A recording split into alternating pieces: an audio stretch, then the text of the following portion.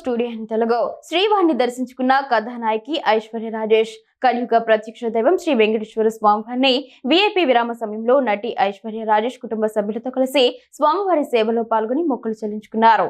దర్శనం అనంతరం రంగనాయకుల మండపంలో వేద పండితులు వేద ఆశీర్వచనం అందించగా ఆలయ అధికారులు స్వామివారి తీర్థ ప్రసాదాలు అందజేశారు. దర్శనం అనంతరం ఆలయం వెలుపల ఐశ్వర్య రాజేష్ మీడియాతో మాట్లాడుతూ అందరికీ సంక్రాంతి శుభాకాంక్షలు తెలియజేశారు.